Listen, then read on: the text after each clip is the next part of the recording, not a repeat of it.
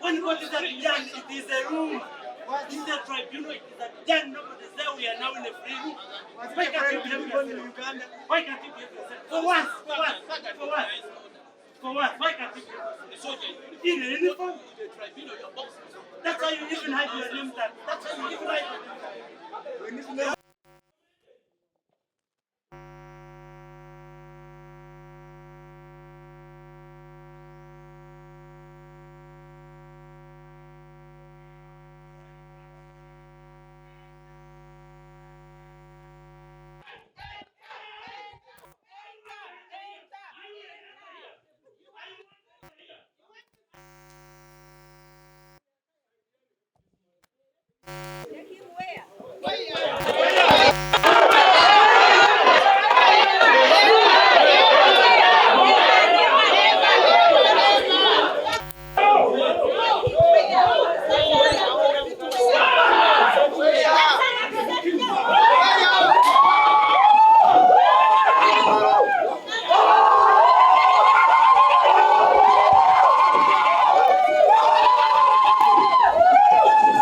To this court, but all the lawyers who are appointed, their names were read here, and they have our instructions to represent us.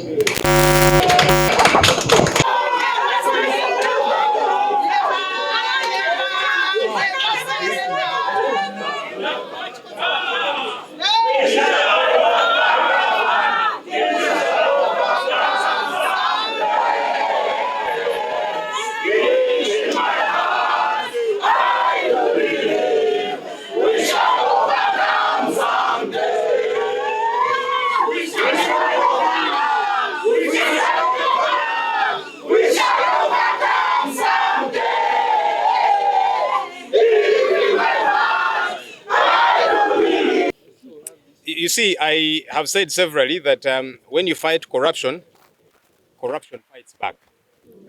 It is also true that when you fight injustice, injustice fights back. That's what has happened to all the people that have been through this court-martial. That's what has happened to Dr. Kizza-Fill, Obed Lutale, who are known fighters against injustice. Injustice is fighting back against them. That's what has happened to Counsel Eron Kizza, who is a known fighter against injustice in this country. It was very clear that they had planned to do this to Eron Kizza because he's a known lawyer, part of the legal team, who was instructed by the accused persons. Court does not determine who should represent you in court. So Eron Kizza is one of the lawyers. Why then do you bar him access to where the lawyers are seated? Why? It does not make sense at all. It's important that we stand up against this drama. We in the opposition in the coming days, together with party leaders and so on, we are going to be touching base to establish what more we can get to do to push back. Because it's important that we push back. If they do these things and we keep quiet, it will become normalized. But you see, this should not just be a matter of we in the opposition. All right-thinking Ugandans should be bothered by these injustices because it's coming to you. You heard Mr. Museveni the other day saying bail should cease to be granted, police bond should cease to be granted. All of us must be concerned about these injustices. Today it is Dr. Kizza-Fill, Obed Lutale, Eron Kizza. Tomorrow it will be you. When you're being denied bail, when you're being denied police bond, when you are probably before this tribunal here. So all right-thinking Ugandans should say no to this. We're hoping that in the coming days we'll hear religious leaders, cultural leaders, civil society, all right-thinking Ugandans speak out against this. It should not just be a question of we in the opposition because nobody is safe in a sinking boat. Ekisookera ddala bano ekigendererwa kyabwe mukimanyi bulungi mu Kangaroo Court eno. Kangaroo Tribunal mu ekigendererwa kyabwe mukimanyi. Si kuwozesa bantu nti tufune obwenkanya, be ekigendererwa kyabwe kuyisa muntu jasi mu process bakole bye baagala nga bwe bakoze ekintu kya Kizza Eron. Naye kya Kizza Eron olwaleero kyo kiyiseewo ku byali bibaddewo. Nze ndi convict owa court eno baali bansingisizaako omusango mu mbeera y'emu nga gye bakuttemu Eron Kizza mu 2005 era akatambi bwe nkalabye ne kaplayinga back nange nali kubba bwe ntyo nga lawyer ne banjoola ne bakuba mu kaguli mu Dr. Besigye era nga mwali era bwe twatuukamu n'ahaginga ne twehaginga. Naye ekyenjawulo ekyaliwo basooka ne bazza wali Dr. Besigye ne bamuyimiriza mu kaguli ebbali, nze n'alaka General Eri Tumwine n'atukolera charge sheet n'agisomaawo eya contempt of court. N'atugamba kati mwewozeeko omusango muziza mwogedde kino mukoze kino ne kino ne kino mugamba kine tugwegaana. N'atandikawo okutuwozesa ebyamangu mangu musawa nga 2 n'amaliriza n'agutusingisa. Oyinza omuwaayo ka credit nti General Tumwine at least yatuwozesaako. Naye wano kikwewuunyisa tewabaddeewo charge sheet nti ino omusango bagumusomedde, tewabaddeewo mujulizi yenna, tewabaddeewo nti prosecutor agambye nti ensonga zizino ne zino ne zino, tewabaddeewo na kumugamba nti gwe Kizza Eron Kizza omusango guno ogukiriza oba togukkiriza. So mu bufunze bakoze kye bayise okurepinga ssemateeka, bagidifayirinze. Article ya 28 erimu gye bayita right to fair hearing nti omuntu anaawebwanga omukisa okwewozaako. Ate bwe bagenda mu 44 ne bagamba right to fair hearing oba omuntu okwewozaako kiri non-derogable. Ekyo tekiteesebwako era tekiyina bw'oyinza kukijjawo. Oli ne bw'abanga Eron Kizza ne bwe yalimiridde wali n'agamba ye kino kyonna nakikoze era oyina omuwuliriza. Naye Freeman Mugabe ne banne batumazeeko ebyewungula. Agenze mu chambers ze n'akoma obukomi kusoma ruling nti nsomye judgment. Tukanze gamba sebu malomuwuliriza wa. So kye bakoze musango munene nnyo eri ssemateeka. Era kiragira ddala omusango gwe bayita treason ogw'okumenya ssemateeka. So ekyo tebakikoze ku Kizza Eron Kizza yekka, naye ogwo musango baguzizza eri eggwanga eri ssemateeka w'eggwanga. Era ensonga eno musango munene eri ffenna nga bannamateeka, eri nga bannayuganda ffenna oba muntu yenna ne bw'ataba munnayuganda alwanirira rule of law n'alwanirira obwenkanya. So n'olw'ensonga eyo, ensonga eno twogedde ne Ssemakadde nga president wa Uganda Law Society, kaakati y'abannamateeka bonna, kubanga toyinza kubanga ozze kukola mulimu gwo nga munnamateeka ne bakuvumbagatira mu nvumbagatira nga gye bamuvumbagatiddemu, ne bakubagula ebigwo, ne bakuyoolayoola, ne bakuteeka mu kaguli, ne bagaaka tukuweereza ekitalya myezi 9. Nga bannamateeka ba Uganda ffenna nga tetwesazeemu, ekyo tulina okukirwanyisa.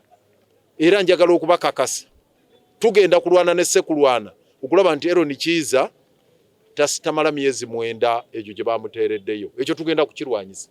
Naye n'ekyokubiri nga kikulu nnyo enkola eno ey'okwagala okutiisatiisa bannamateeka, kubanga kyekigendererwa. Mubawulidde boogera ebigambo bibiri nga bagamba no contempt of court. Kati ekyo bakikoze Eron Kizza, buli lawyer yenna ajja mu General Court Martial ajje nga ali ku bunkenke, ajje nga atiribira kutya kugamba nti kati basobole okukola ebyekivandulo byabwe nga tebali abakuba ku mukono. Tiimu ey'abannamateeka eri musango guno eri gguluggulu. Era kyova olaba babadde batandise n'okukola ebyewuunyisa mu gwasango gwa Dr. Besigye. Twakola submissions ne tugenda ku recording nga balooya ne tutuuse wano nga batugamba nti mmwe temuli ku record. Dr. Besigye tabawanga na instructions. Fe era tetulinawo kiwandiiko kyonna kiraga nti Dr. Besigye yabawa instructions omuwolereza. Nga tumaze emirundi n'emirundi nga tujja tubeera mu maaso g'oyo Freeman Mugabe ne banne ne tuyimirirawo n'atukkiriza ne twogera nga tuwolereza Besigye. Naye olwaleero tutuuse wano ng'agamba kulisi tulinako Ernest Kalibala n'abalala bano bonna babaani tetubamanyi. Nga ne mulundi ogwasembayo lwe twajja adjournment yakolebwa ow'ekitiibwa Senior Counsel Martha Kaluwa afune practicing certificate ajja kulembere mu tiimu. Frank Mugabe nakkiriza n'agamba genda ofune practice certificate bw'onomala ogikoma okomewo otandika okulembera mu tiimu. Olwaleero Martha Kaluwa afunye practice certificate azze okulembera mu tiimu. Nga batugamba nammwe balukwago n'abalala mwenna situbamanyi ffe ku likodi yaani yabawadde instructions. Besigye n'ayimirira wali mukaguli n'agamba bannange nze ndi wano eyabawa instructions mumbuuze mbabuulire ddala balina instructions oba tebalina.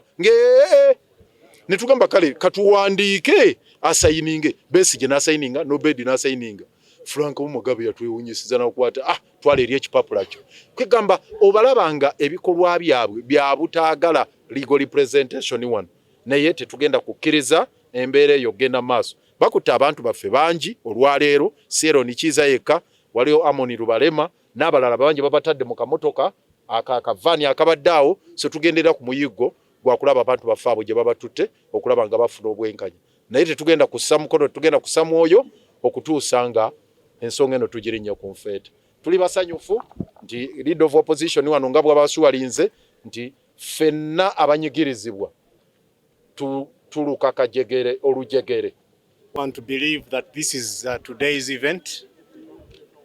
Since we came to this court, our colleague was one of those who had been listed among those that were not really supposed to proceed in this matter. And the lead counsel then was well briefed about that matter. The list, which had 3 names of lawyers, by today had 10 names. Luckily, as I entered, I was allowed to enter into the bar. Eron was following. And immediately Eron tried to enter as one of the lead counsel in this matter. He was restrained by 2 officers. Of course, it was very clear. As you try to defend the rights of others, you expected to defend your rights too. The act of aggression was not by Eron, but by the forces. The court orderlies. I don't even know if actually they're not court orderlies. By the military who have no name tags, which is also unlawful. The rest you all saw. Coming back to the issue of contempt, we received instructions while in the dock, and it was very clear. First, he gave instructions to all lawyers to represent him, and we were ready. He raised issues of torture. His arm was clearly dislocated. The marks were clear for anyone to see.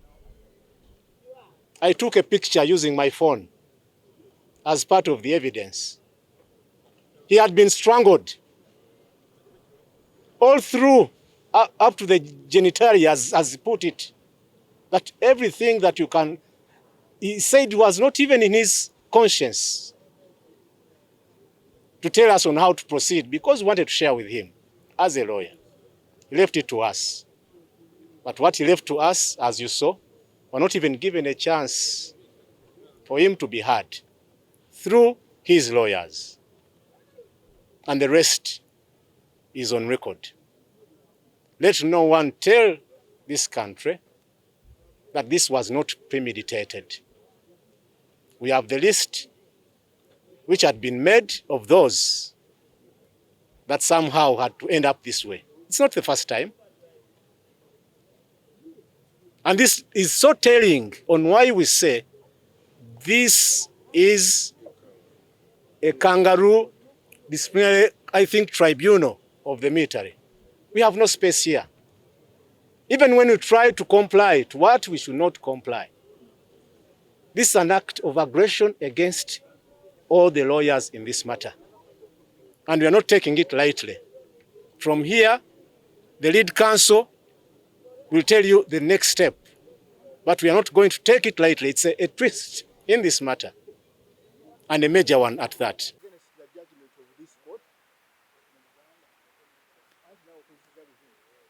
Okujulira ku nsala ya kkooti eno kikkirizibwa era tuba tulina okugenda mu kkooti martial court of appeal. Waliwo ensala ya kkooti ya ssemateeka yafuluma n'egaana kkooti zaffe eza civil okuddamu okukola ku misango egivudde mu kkooti martial eno. Ne kkooti eno n'egamba nti emisango gyonna eginaavanga mu kkooti martial eno gye tuvaamu apiiru zaayo zirina kugenda mu kkooti martial court of appeal. So bwe tuba ab'okujulira ku nsala ya muganda waffe Eron Kizza tulina kukola apiiru mu kkooti martial court of appeal. Naye wakati awo tugenda kusabirawo okweyimirirwako. Tugenda kuteekayo appeal mu kkooti martial court of appeal. Wakati awo tusabirewo okweyimirirwako tulabe nga eddembe lye tulikiruse kiwalinga aveeyo gye bamusindisa emyezi 9 mu bukyamu mu bumenyi bw'amateeka. It is very possible to appeal against the judgment and ruling of this General Court Martial today against Counsel Eron Kizza. But we have to appeal it to the Court Martial Court of Appeal. There is a constitutional court ruling that decided that appeals from this court shall no longer go to the High Court Criminal Division of the High Court of Uganda. They will always go to the Court Martial Court of Appeal. So from this that has happened today to our colleague Eron Kizza, we intend to file an appeal to the Court Martial Court of Appeal to challenge this illegal ruling that has been done today.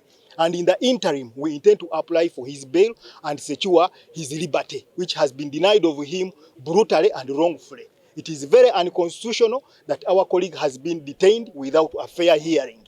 What they have done is contrary to Article 28 of the Constitution and guaranteed under Article 44 of the Constitution as a non-derogable right. But this court martial has abused all those constitutional rights, and we are going to fight that as Ugandans who fight for rights. Chintu Michael.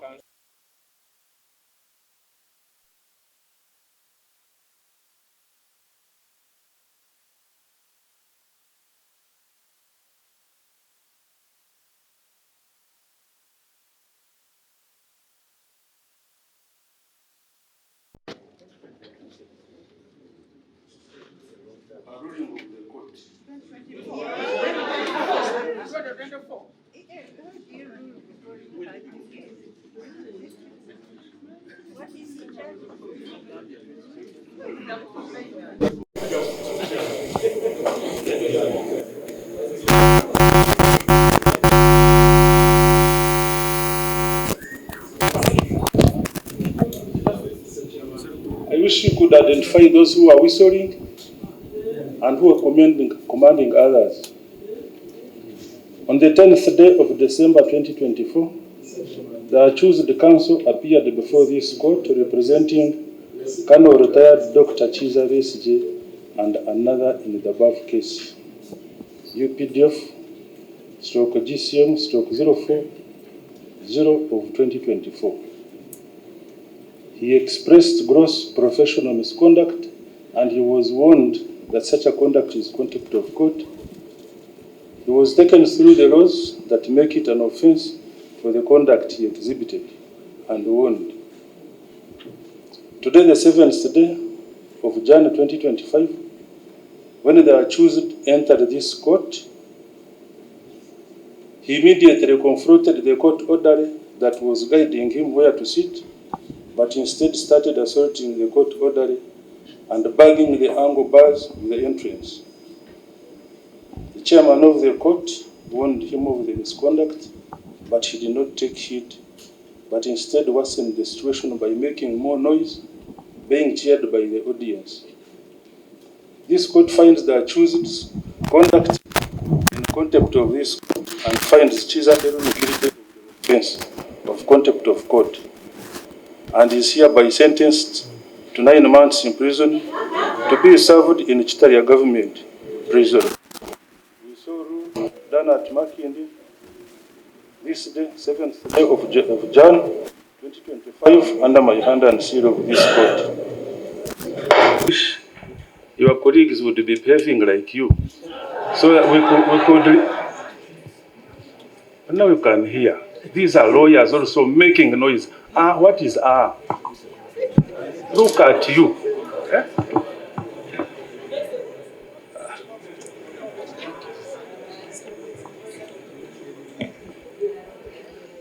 I don't know. Are you helping the accused people or you are not helping them? You talked of that you revenge us with the required papers. And we talked about this the other time when we were here. Why did they fulfill that? Secondly, you are talking about the assault, you are not talking about the conduct of your colleague. What type of conduct is that in the court? I think we also need to behave, because we are not here to show that we are in uniform, we are not here to support, we are here for justice. But the way we are conducting ourselves, I think it may not help us. Instead, it will be affecting the accused persons. May I respectfully